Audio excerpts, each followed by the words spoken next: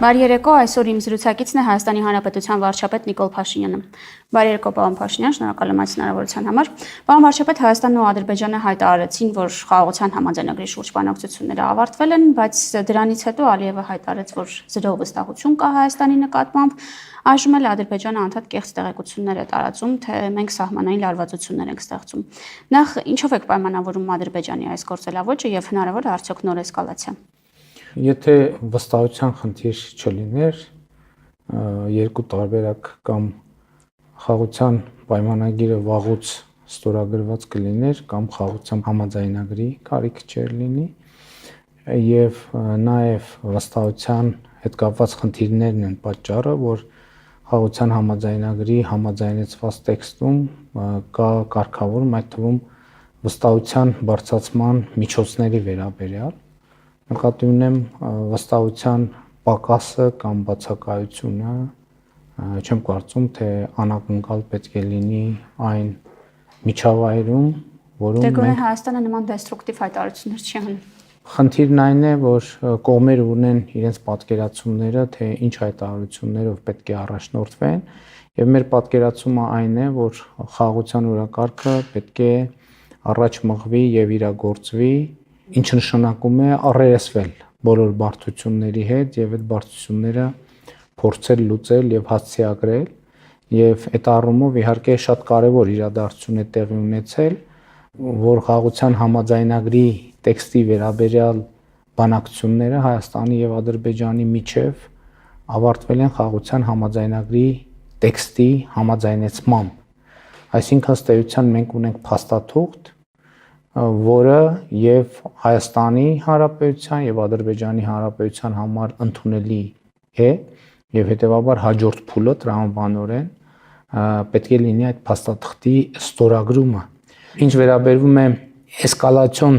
տրամաբանությամբ լուրերի տարածմանը, կարծում եմ դրա նպատակներից մեկը այն է, որ նման լուրերի հոսքի ներքո քողարկել բուն լուրը։ Իսկ բուն լուրը հետեւյալն է, որ խաղաղության համաձայնագրի տեքստը համաձայնեցված է եւ սպասում է ստորագրման եւ հետեւաբար պետք է ստորագրվի եւ ես միանշանակ արձանագրել եմ, որ պատրաստ եմ իմ ստորագրությունը դնել այդ տեքստի տակ, ինչ վերաբերվում է էսկալացիային, ընդհանրապես պետք է արձանագրենք, որ առավել եւս հիմա էսկալացիայի որևէ հիմք եւ հիմնավորում չկա, որովհետեւ Հայաստանը եւ Ադրբեջանը ճանաչել են միմյանց տարածքային ամբողջականությունը, ինքնիշխանությունը, քաղաքական անկախությունը, ըստ էության խորհրդային միության հանրապետությունների սահմաններով եւ պիտի արձանագրեմ, որ սա հղում է ոչ միայն խաղաղության համաձայնագրի համաձայնեցված տեքստին, այլև հղում է այլևս երկու երկրներում դե յուրե իրավական ուժ ունեցող փաստաթղթին, այն է երկու երկրների սահմանազատման հանձնաժողովների կանոնակարգին, որտեղ Ալմաթի հռչակագիրը, որում իմ նշած սկզբունքները արձանագրված են, ահա այդ սկզբունքները Ալմաթի հռչակագրի ձևով դարձել են Հայաստանի եւ Ադրբեջանի միջև սահմանների սահմանազատման բազային սկզբունք։ Այսինքն գիտեք, էսկալացիան կարող են լինել ուժեր, ովքեր էսկալացիայի կողմնակից են, կարող են լինել ուժեր, որոնք էսկալացիայի հակառակորդ են, բայց էսկալացիան պետք է ունենա հիմնավորում։ Այդ էսկալացիան մեր տարածաշրջանում էսկալացիան չունի որևէ հիմնավորում։ Հետևաբար այս կետից հաջորդ գործողությունը պետք է լինի խաղաղության համաձայնագրի ստորագրումը եւ նրա իրագործումը։ Ստորագրման մասով տեսեք, տեսակետ կա, որ Ադրբեջանը պատրաստվում էր էսկալացիայի եւ Հայաստանը դա իմանալով կանխեց հայտարարելով համաձայնելով այն երկու չհամաձայնեցված կետերին եւ մյուս տեսակետն էլ այն է, որ Ադրբեջանը չէր սպասում, որ Հայաստանը կհամաձայնի այդ կետերին եւ դրանից հետո անակնկալի գալով հիմա փորձում է այս հրաձգության մասին կեղծ լուրերով ուղղակի տորպեդահարել գործընթացը, որպեսզի չստորագրի պայմանագիրը։ Ձեր կարծիքով Ադրբեջանը մտադիր է ստորագրել այս պայմանագիրը։ Թե ամեն ինչ անելու է, նոր մեթոդների է դիմելու, որպեսզի հնարավորինս հետաձգի դա։ Գիտեք, ես կարծում եմ ճիշտ չի, որ ես խոսեմ, թե ինչ կանի Ադրբեջանը կամ ինչ է անում Ադրբեջանը այս համատեքստում, որովհետև ես կարող եմ մեր մոտիվացիաները նկարագրել խաղաղության համաձայնագրի տեքստը վերջնականացնելու ուղղությամբ մեր կատարած քայլերի։ Մենք մեր քաղաքացիների առաջ եւ իլուր միջազգային հանրության հայտարարել ենք խաղաղության օրակարգ եւ խաղաղության օրակարգի մեր նվիրվածությունը եւ մեր գործողությունները շարունակաբար եւ հետեւողական նվիրված են խաղաղության օրակարգով առաջ գնալուն։ Ընդ որում մենք պետք է շատ ուշադիր լինել, մենք գործում ենք հոռետեսության միջավայրում։ Այսինքն մենք գործում ենք մի միջավայրում, երբ որ շատերը չեն, ընդ որում ես նկատի չունեմ միայն Հայաստանի Հանրապետությունում, շատերը չեն, որ հավատում են, որ սա իրագործելի օրակարգ է, բայց եթե հիմա հետահայաց նայենք վերջին 2 տարվա ընթացքում մենք ձեռք ենք բերել շատ նշանակալի արդյունքներ այս իմաստով, այդ արդյունքներից առաջինը, ինչպես արդեն նշեցի, Հայաստանի եւ Ադրբեջանի սահմանազատման հանձնաժողովների համատեղ գործունեության կանոնակարգն է, որը Հայաստանի եւ Ադրբեջանի միջև ստորագրված առաջին միջպետական իրավական դե յուրե պարտադիր նշանակություն ունեցող փաստաթուղթն է, եւ երկրորդ գործողությունը մենք ունենք խաղաղության համաձայնագրի համաձայնեցված տեքստ, եւ մեր գործողությունները շարունակելու են ուղղված լինել այդ տեքստը, այդ համաձայնագիրը ստորագրելուն։ Եվ ելի ուզում եմ ասել հետեւյալը, որ եթե մենք հիմա փուլ հետահայաց գնանք, կտեսնենք, որ օրինակ Գիրանց ոսկեպար հատվածում սահմանազատումից բուն գործընթացից առաջ կար շատ մեծ հոռետեսություն։ Սահմանազատումը տեղի ունեցավ եւ տեղի ունեցավ մի պայմաններում, որ ոչ թե եւ ունեցավ մի արդյունք, որը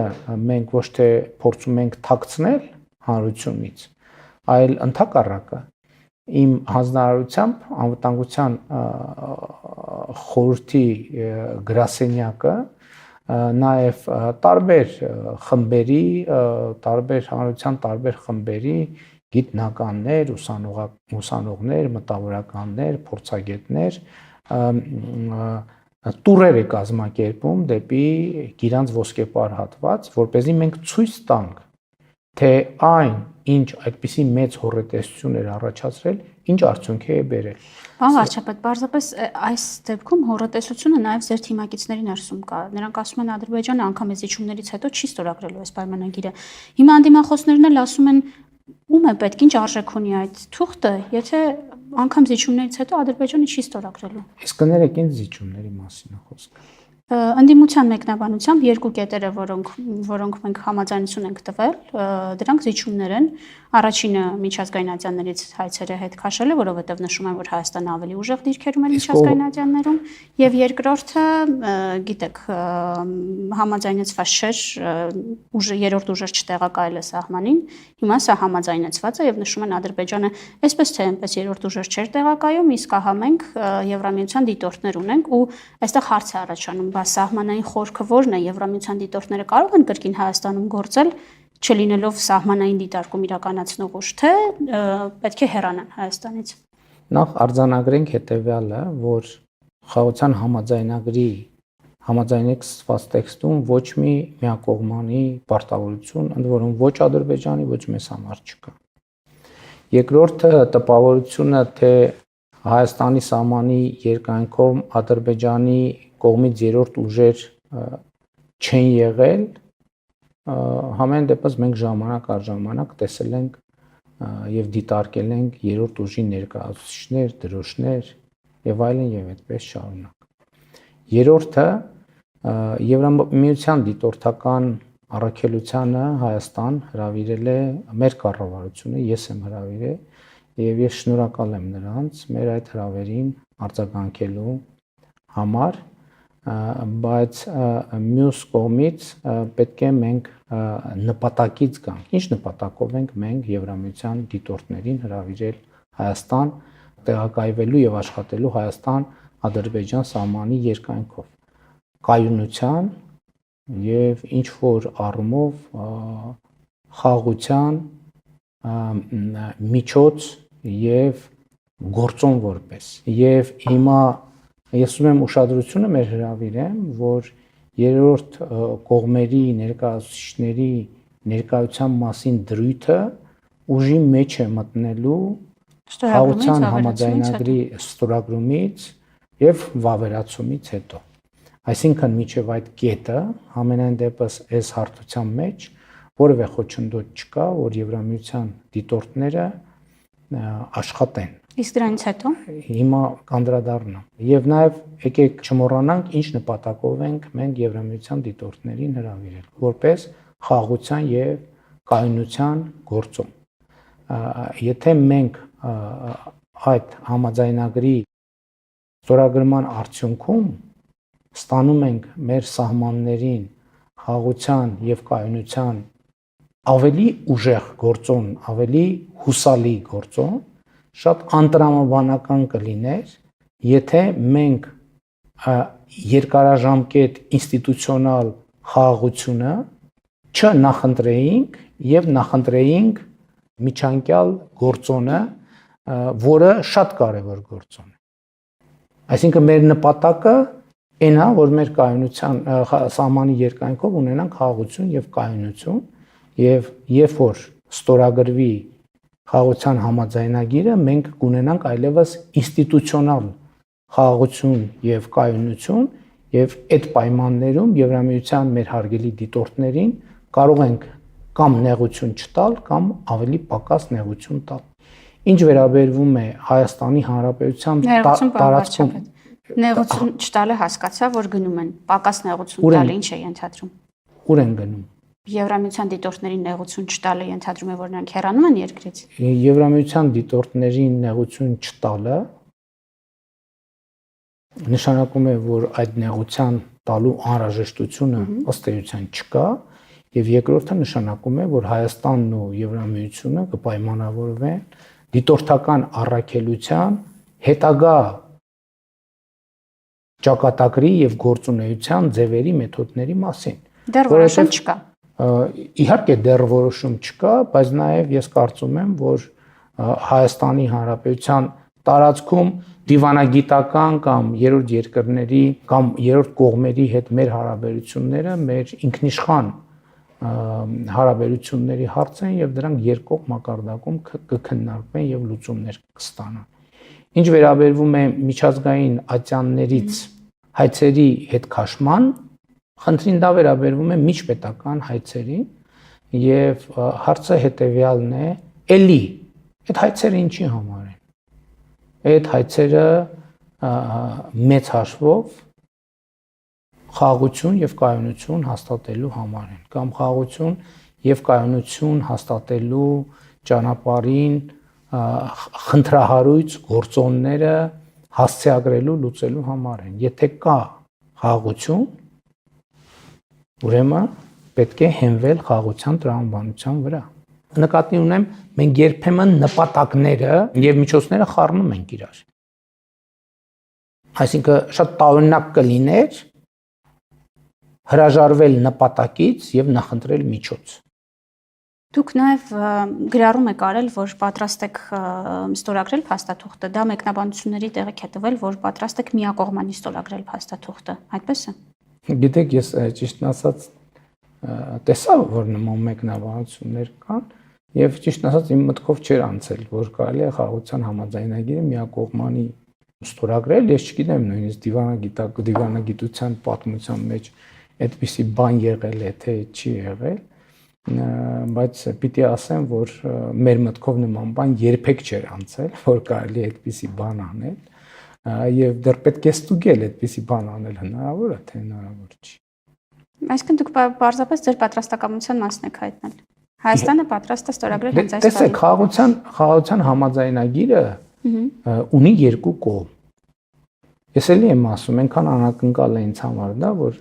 ես հանձնարարել եմ ստուգեն, ընդհանրապես տենց պրակտիկա մարդկության պատմության մեջ եղել է, թե չի եղել։ Այդ փաստաթուղթը ունի երկու կողմ։ Իմիջայլոց Նաև շատ քննարկվում է այն հարցը, թե ինչու Հայաստանի կառավարությունը չի հրապարակում այդ թուղթը եւ այլն եւ այդպես շարունակ։ Ես պատրաստվում եմ այս հարցնել։ Գոնե ընդդիմադիր падգամավորները ծանոթանան, որոնք նախկինում ունեցել են շատ բարձ պատճառով, որովհետեւ այդ թուղթը ունի երկու տեր։ Լավ։ Այդ տերերից մեկը Հայաստանի կառավարությունն է, տերերից մյուսը Ադրբեջանի կառավարությունն է, եւ այստեղ առնվազն այս հարթությունը կա։ Եվ եթե ենթադրենք, որ կան ուժեր, ում պատրվակներ են պետք, որպեսզի այդ թուղթը չստորագրվի, այդ թղթի միակողմանի հրապարակումը կարող է այդ պատրվակների նժարին ինչ որ մի կշիռ ավելացնել։ Ինչ վերաբերվում է ընդդիմադիր падգամավորներին, ես կարծում եմ, որ կան ընդդիմադիր падգամավորներ, ովքեր ծանոթ են տեքստին, բայց նաև հետեւյալը ասեմ, Վերջնական տարբերակին։ Այո, եթե հետեւյալը կարող եմ ասել, եկեք պատկերացնենք մի իրավիճակ, որի հետ նախկինում մենք բախվել ենք, որ ընդդիմադիր падգամավորները, ընդ որում ցուցադրելով մեր բաց լինելը, մենք ստեղծում ենք հնարավորություններ, որպեսզի մարդիկ ծանոթանան այդ փաստաթղթին եւ նրանք կարդալուց հետո դուրս են գալիս եւ սկսում են ասուլիստներ տալ, հայտարարություններ տալ փաստաթղթի էությանը չհամապատասխանող բովանդակության մասին։ Այսինքն այստեղ է վստահության հարց կա։ Կրկնակի, երակի, քառակի էներգիա ենք ծախսելու, ապացուցելու համար, որ կամ ճիշտ չեն հասկացել կամ ընդհանրապես իրենց կարդացածը չեն փոխանցում։ Ես նկատի ունեմ, այս էլ է շատ կարևոր վստահության հարց։ Մենք նախկինում հələ այն ժամանակ, երբ մենք չենք հայտարարում, որ այդ նախագծի տակ ես պատրաստ եմ դնել իմ ստորագրությունը։ Պատկերացրեք, դա աշխատանքային իրավիճակ է, այսինքն այդ փաստաթուղթ այդ վիճակում մեծ հավանականությամբ երբեք ուժի մեջ չէր մտնելու։ Եվ այդ աշխատանքային վիճակում մենք ցուցաբերել ենք թափանցիկություն այնքանով, ինչքանով դա հնարավոր է, իմանալով ընդդիմության խուսույթը եւ վերաբերմունքը, մենք տրամադրել ենք, հնարավորություն ենք ստեղծել, որպեսզի այդ փաստաթղթին ծանոթանան եւ դրանից հետո արվում են հայտարարություններ, որոնք բացարձակապես կապ չունեն իրականության հետ եւ կառավարության մտադրությունների հետ եւ տեղի ունենում վստահության խաթարում։ Այսինքն ինչի համար մենք ստեղծենք իրավիճակ, երբ այն ուժերը, որոնց հիմնական խնդիրը աղավաղելն է խաղաղության գործընթացը եւ նրա էությունը, դա անելու եւս մեկ հնարավորություն ստանան։ Չեք քննարկում արդյոք Ադրբեջանի հետ փաստաթուղթը հանրայնացնելու հնարավորությունը։ Դե գիտեք ինչ, Ադրբեջանի հետ այնքան հարց կա քննարկելու, որ չեմ կարծում, որ ճիշտ է այդ փաստաթուղթը հանրայնացնելուց սկսել, բայց իրականում մենք Ադրբեջանի հետ քննարկում ենք փաստաթուղթը հանրայնացնելու հնարավորությունը, որովհետև առաջարկում ենք, որ ստորագրենք, որովհետև հենց որ ստորագրեցինք, այն կհանրայնացվի եւ պատկերացրեք ինչ աստիճանի մտավախություն չունենք այդ առումով, որ մեր պատրաստակամությունն ենք հայտնում ստորագրել եւ հրապարակել։ Այսինքն մենք կողմենք ինստիտուցիոնալ հրապարակմանը, ստորագրվեց, հրապարակվեց։ Բայց մյուս կողմից ես ուզում եմ մենք խաղաղության համաձայնագիր ինստիտուտի վերաբերյալ ունենանք ճիշտ պատկերացում, ելի եմ ասում, երկու կողմ ունի եւ ենթադրվում է, որ երկու կողմ պետք է ստորագրեն։ Ես նկատի ունեմ մեր իրականության մեջ նախորդող շրջանում մենք անդադ առաջնորդվել ենք հաղթանակ, պարտություն, դիվանագիտական հաղթանակ, դիվանագիտական պարտություն, հաղթանակ, կապիտուլյացիա, չգիտեմ, ես ուզում եմ ասել, որ խաղաղության համաձայնագրի տեքստը այս տերմինաբանությամբ ընկալելու փորձերը իրենք սին են, որովհետև եթե հիմա եւ Հայաստանը եւ Ադրբեջանը բանակցությունները ավարտել են համաձայնեցված տեքստով, նշանակում է եւ Հայաստանը եւ Ադրբեջանը համարել են, որ դա իրենց ձեռնտու փաստաթուղթ է, այսինքն իրենք համաձայնեցրել են խաղաղության հենասյուները եւ արձանագրել են, որ այդ հենասյուների շուրջ խաղաղություն հաստատելուն համաձայն են։ Ճիշտ եք ասում, պարոն վարչապետ, բայց դրան հետևում է Ադրբեջանի նույն խոսույթը, որ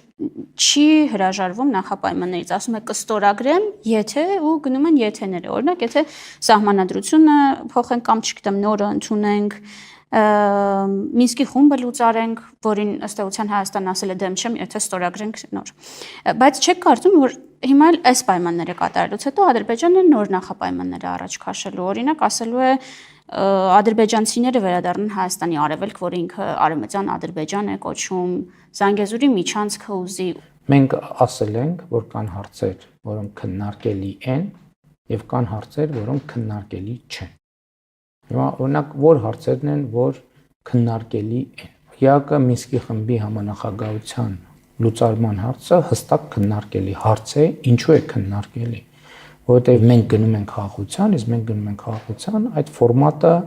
իր արդիականությունը կորցնում է։ Ընդ որում, այստեղ էլ մենք պետքա ճկունություն ցուցաբերենք որոշակի, որպեսզի նպատակը չխառնենք միջոցի հետ։ Մենք ինչ ենք ասում։ Ասում ենք ըստ էության ՀԱԿ Մինսկի խմբի համանախագահությունը, եթե շատ ուղիղ ձևակերպենք առանց սրբագրումների կամ առանց շպարի, ՀԱԿ Մինսկի խմբի համանախագահությունը նրա մասին է, որ Ադրբեջանի տարածքում կա կոնֆլիկտային իրավիճակ։ Եվ մենք ասում ենք, քանի որ ճանաչել ենք Ադրբեջանի տարածքային ամբողջականությունը եւ Ադրբեջանն էլ մեր տարածքային ամբողջականությունն է ճանաչել, մենք պատրաստ ենք արձանագրել, որ եւ արձանագրում ենք, որ այդ կոնֆլիկտային իրավիճակը չկա, բայց մենք ուզում ենք լրացուցիչ համոզվել, որ Ադրբեջանի նպատակադրումը այն չէ, որ սեփական տարածքում կոնֆլիկտային իրավիճակի հասցեագրումը ամփոփելով կոնֆլիկտային իրավիճակ ստեղծի Հայաստանի Հանրապետության ինքնիշխան տարածքում եւ սա կարևոր նրբություն է։ Բայց ՀԱԿ Մինսկի խմբի համանախագահությունը, ՀԱԿ Մինսկի խումբը լուծարելը դա քննարկելի եւ օրակարգային հարց է եւ մենք ինքներս էլ կնախաձեռնենք առաջիկայում այդ հարցը քննարկելը։ Ժամկետը երբ ոնց ինչպես էլի եմ ասում, ժամկետը նպատակ չի։ Այսինքն արդեն համաձայն ենք մինչև ստորագրել է լուծարել։ Ես էլի եմ ասում, մեր նպատակը ժամկետը չի, մեր նպատակը բովանդակությունն է։ Այսինքն, երբ որ բովանդակությունը երբ կհասցեագրվի, մենք պատրաստ ենք կամ բովանդակության հասցեագրման ինչ մեխանիզմ կգործի, եթե այդ մեխանիզմը հուսալի եւ վստահելի կթվա, իհարկե մենք պատրաստ ենք նաեւ գնալ որոշակի լուծումների։ Հիմա ինչը քննարկելի չէ։ Օրինակ տեսեք դուք, ես էլ նախկինում ասել եմ, որ նույն Արևմտյան Ադրբեջան խոսույթի ներքո որևէ բան մեզ համար քննարկելի չէ։ Ինչու՞, որովհետև երբ որ մեր երկրի տարածքի 60% անվանում են Արևմտյան Ադրբեջան, դա ուղիղ խախտում է մեր երկրի ինքնիշխանության եւ տարածքային ամբողջականության եւ չեմ կարծում թե որևէ երկիր կարող է առաջարկել քննարկել նրա ինքնիշխանությունը, քաղաքական անկախությունը եւ տարածքային ամբողջականությունը, մանավանդ որ արդեն իսկ եւ դե յուրե ուժի մեջ մտած փաստաթղթով եւ արդեն համաձայնեցված խաղաղության համաձայնագրի տեքստով այդ խնդիրը նկատի ունեմ տարածքային ամբողջականություն, ինքնիշխանություն, տարածքային պահանջների բացակայություն, պարտավորություն ապագայում առաջ չքաշել տարածքային պահանջներ, այդ խնդիրները լուծված են։ Եվ ելի ուրիշ դրույթներ, այդ խնդիրները լուծված են։ Ինչ վերաբերվում է սահմանադրության հարցին, ելի բազմիցս առիթ ունեցել եմ ասելու, որ խաղաղության համաձայնագրի համաձայնեցված տեքստը շատ էական պատասխաններ է պարունակում այդ հարցի, բայց հարցը ո՞րն է։ Օրինակ մենք տեսնում ենք եւ մեր գնահատականն այն է, որ Ադրբեջանի սահմանադրությունը տարածքային պահանջներ է պարունակում, նկրտումներ է պարունակում Հայաստանի Հանրապետության ինքնիշխան տարածքի նկատմամբ։ Բայց պայմանագրում նշվում է, որ գերակա նշանակություն ունի Բայց պայմանագրում նախ նշվում է, որ կողմերը խորհրդային միության ըստ էության սահմաններով ճանաչում են միմյանց տարածքային ամբողջականություն, ինքնիշխանությունը չունեն տարածքային պահանջներ միմյանց նկատմամբ եւ պարտավորվում են ապագայում էլ նման տարածքային պահանջներ չառաջադրել եւ բացի դա կողմերը չեն կարող իրենց ներքին օրենսդրությանը հղում անել տվյալ համաձայնագրի պարտավորությունները չկատարելու համար։ Սա առաջինը։ Երկրորդը մեր Սահմանադրական դատարանի 2024 թվականի սեպտեմբերի 26-ի, եթե չեմ սխալվում, որոշմամբ արձանագրվել է, որ մեր սահմանադրությունը չունի տարածքային պահանջներ որևէ հարևանի նկատմամբ։ Եթե ունենար, Սահմանադրական դատարանը չէր կարող երկու երկրների սահմանազատման հանձնաժողովների համատեղ գործունեության կանոնակարգը, որտեղ հղում է արվում Ալմատայի հռչակագրին, որի իմաստն այն է, որ երկրները անկախություն են ստանում խորհրդային հանրապետությունների տարածքով, չէր կարող Սահմանադրական դատարան այդ դրույթը համարել Սահմանադրությանը համապատասխանող։ Բայց այստեղ էլ որոշակի շփոթ կա, որովհետև մեր ներքին քաղաքական օրակարգում 2018-ից 2020 թվականից կա նոր սահմանադրություն ընդունելու մասին օրակարգ, խոսույթ, եւ մենք գնալու ենք այդ օրակարգին եւ մենք առաջարկելու ենք մեր ժողովրդին ունենալ նոր սահմանադրություն եւ մենք պլանավորում ենք այդ հարակվեն նոր սահմանադրության ընդունման իրականացնել 2027 թվականին, չնայած էդ էլ պիտի ասեմ, որ կան այդ թվում քաղաքական թիմում ձայներ, կարծիքներ, որ ինչու ենք մենք հետաձգում այդ գործողությունը, գուցե դա պետք է անել 2026 թվականի հերթական խորհրդարանական ընտրությունների հետ զուգահեռ եւ համատեղ, որը ավելի օրակարգը կդարձնի կոնկրետ քաղաքական եւ ես ուզում եմ ընդգծել, որ սա բացառապես մեր ներքին օրակարգի հարցն է, չնայած մյուս կողմից պետք է նաեւ խոստովանեմ, որ սա չի կարող չունենալ տարածաշրջանային եւ միջազգային ազդեցություն եւ հետեւաբար անդրադառնալով այն հարցին, թե Ադրբեջանը կարող է նորանոր պահանջներ առաջ քաշել, վերադառնալով արդեն խաղաղության օրակարգին, Ադրբեջանը կարող է նորանոր հարցեր բերել օրակարգ, բայց չի նշանակում, որ այդ բոլոր հարցերը մեզ համար քննարկելի են։ Տեսեք, շատ կարևոր է, ելի ասում եմ, նպատակը եւ միջոցը պետքա չխառնենք եւ չշփոթենք իրար։ Մեծ հաշվով նույն ԵԱՀԿ Մինսկի խումբը ինքը ձևավորվել է որպես խաղաղության գործիք, իր տրամաբանությամբ, խաղաղության հասնելու գործիք։ Եթե մենք ունենք խաղաղություն, ինչու պիտի, հասկանում եք, ինչու պիտի խաղաղության միջոցը դնենք նույն հարթության վրա, ինչ որ բուն նպատակը խաղաղություն։ Չէ, եթե ունենք խաղաղություն, խնդիր չկա դրանում, բայց եթե կողմերից մեկը չի ուզում խաղաղություն, կողմերից մեկը անընդհատ նոր նախապայմաններ է առաջադրում, իսկ այդ նախապայմանները առաջադրելը արդեն նշան է, որ չի ուզում խաղաղություն, որովհետև սա էլ պետք է լինի, սա էլ պետք է լինի, սա էլ պետք է լինի։ Հիմա ո՞րն է Հայաստանի ապագայի նկատմամբ տեսլականը։ Մինչև ուր զիջել։ Եթե չենք զիջում, բայց Ադրբեջանը շարունակում է կարողացնել։ Բայց ես մի պահի պետքա շատ լրջորեն։ Զիջման մասը։ Ինչն ենք զիջել, մի հատ ասեք։ Տեսեք, եթե Ադրբեջանը նոր նախապայմաններ է առաջադրում, ընդհանրապես գիտեք, այդ նախապայմանների մի մասը սկսենք կատարել, դա զիջում է լինում, չէ՞, էս արեք։ Հետո Ադրբեջանը նոր նախապայմաններ է առաջադրում։ Մի րոպե կներեք, էլի։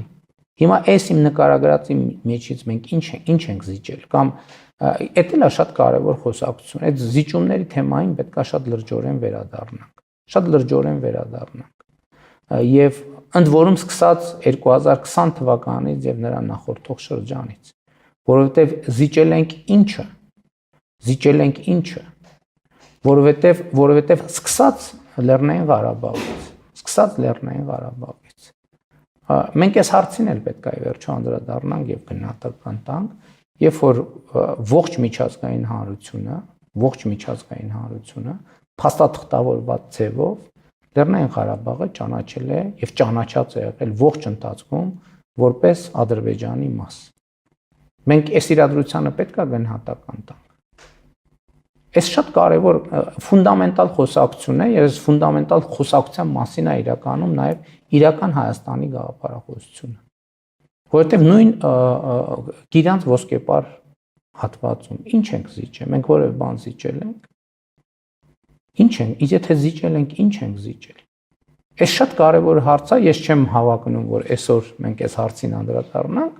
բայց ես պատրաստ եմ մի օր հատուկ այս թեմայով նստենք ի վերջո բաց խոսենք։ Նստենք ի վերջո բաց խոսենք, ընդ որում հանրային հանրության հետ եմ պատրաստ ես քննարկում ունենալ։ Որտեվ պետք է հասկանանք, լավ, այդ քաղաքական զիջել, ինչ ենք զիջել։ Ես կարծում եմ, ես Գյումրիում վերջին անգամ այսինքն առաջին անգամ համարեցի, որ բավարար չափով իրավիճակը վերլուծել եմ եւ պատասխաններ ստացել եմ։ Եվ այդ առումով ինքս ինձ իրավունք վերապահեցի բարձրաձայնել մի նախադասություն, որ այո, մենք շատ կորուստների միջով ենք անցել, բայց մենք պետք է արձանագրենք նաեւ թե ինչ ենք ձեռք բերել։ Մենք ձեռք ենք կամ ինչ ձեռք բերելու ճանապարհին ենք մենք։ Ես միանշանակ ասում եմ, ես 7 տարի վարչապետ եմ, չէ, արդեն Հայաստանի Հանրապետության։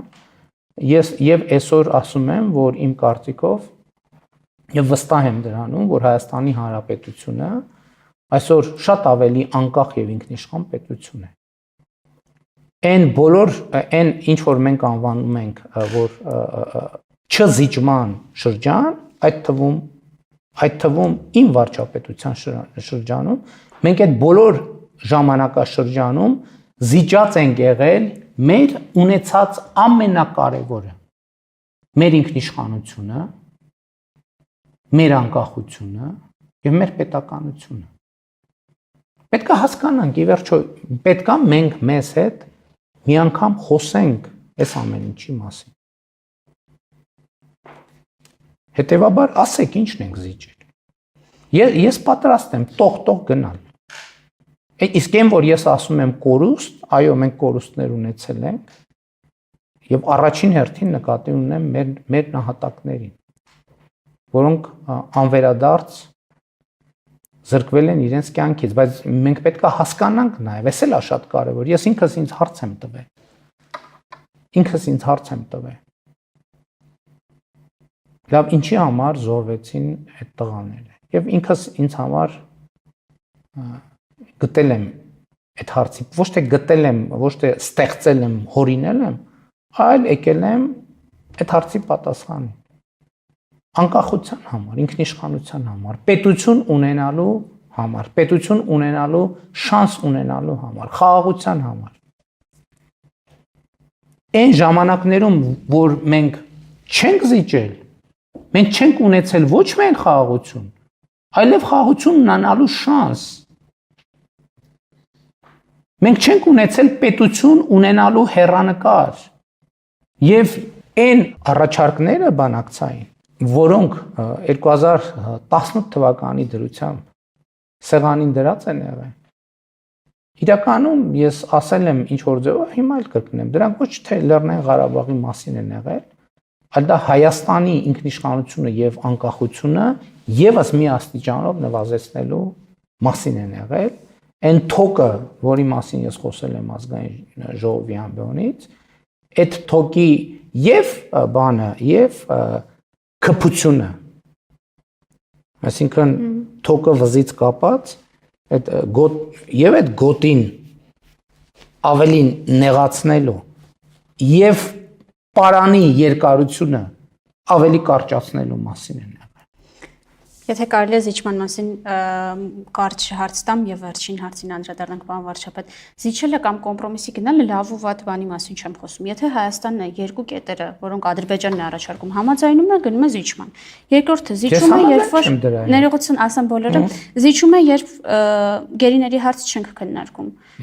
Զիջում է, երբ Ադրբեջանին չենք պարտադրում, որպեսզի մեր օկուպացված տարածքներից հեռանա, ասում ենք դա կթողենք սահմանազատմանը։ Բայց Ադրբեջանը որևէ զիջման չի գնում, շարունակում է իր նույն խոսույթը, սա էլ պետք է անեք, սա էլ պետք է անեք, սա էլ պետք է անեք, հետո կմտածենք ստորագրել թե ոչ։ Մենք պետք է X պահից դադարենք աշխարհը ընկալել Ադրբեջանի բառապաշարով, խոսույթով եւ բանաձևերով։ Սա ամենակարևոր արձանագրումն է, որը ըստ էության ես հասկանում եմ, որ ցավոք մեր որոշ քաղաքական ուժեր ամեն ինչ անում են,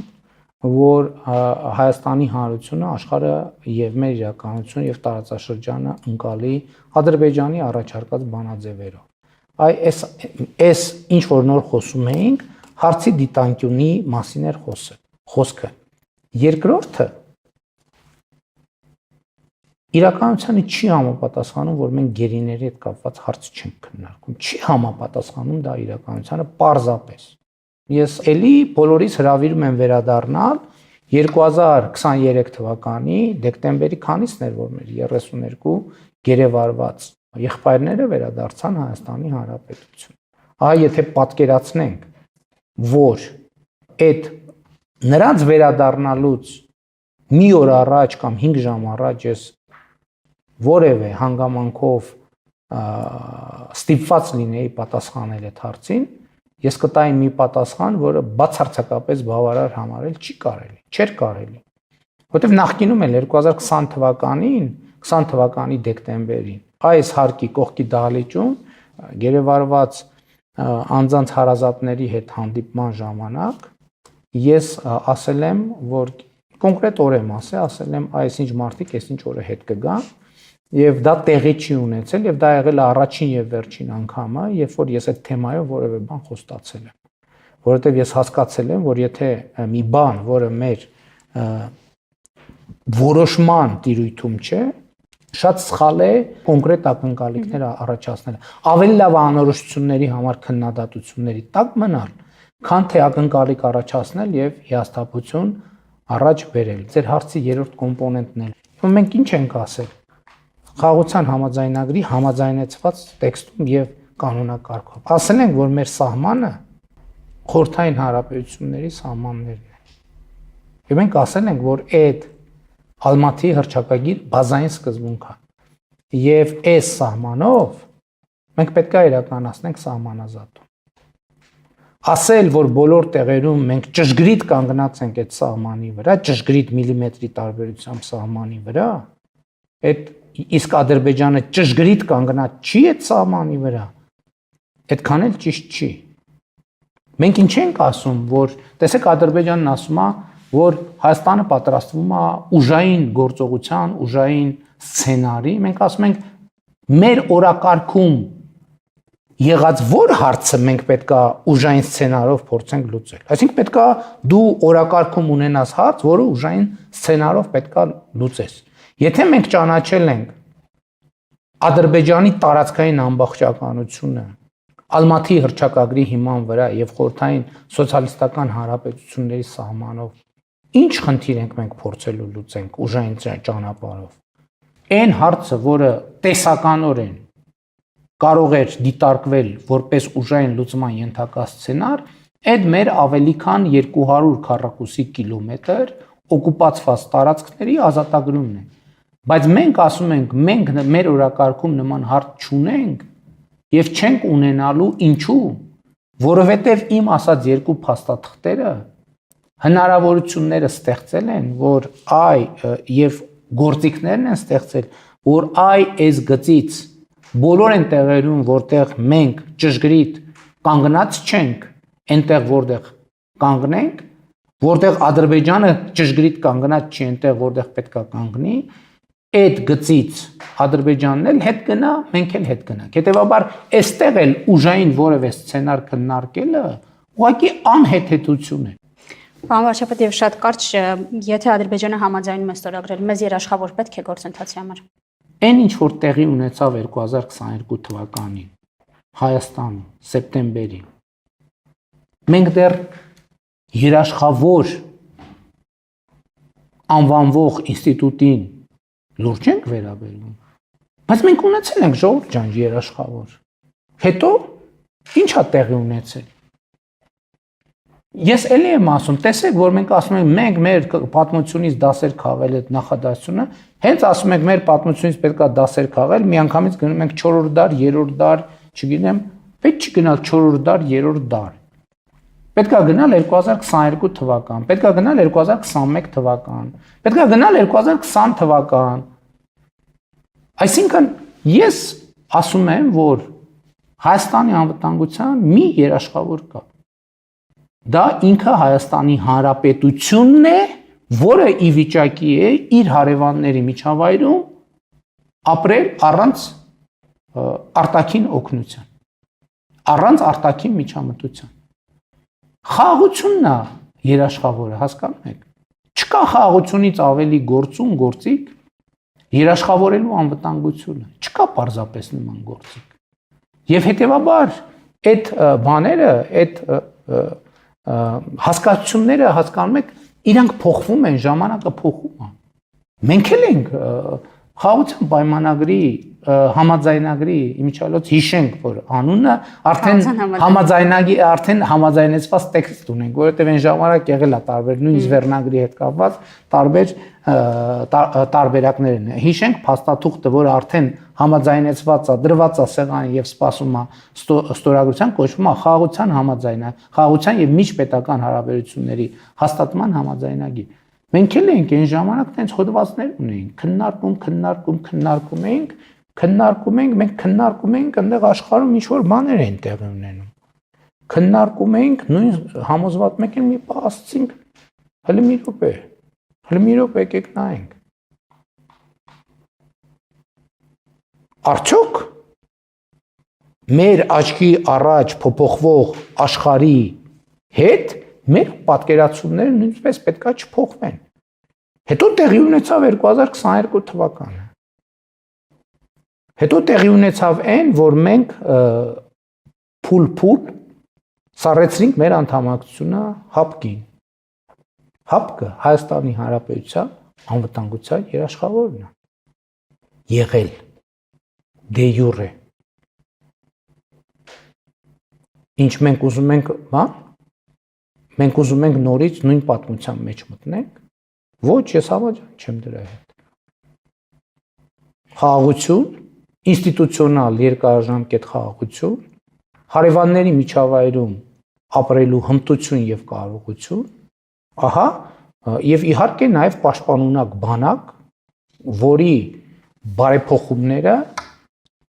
մեծ թափով տեղի են ունենում, որը իմիջիալոց շատ հետաքրքիր է, այսեն դեպքերից է, որ Հայաստանում ոչ մեկ դա չի նկատում, ոչ մեկ։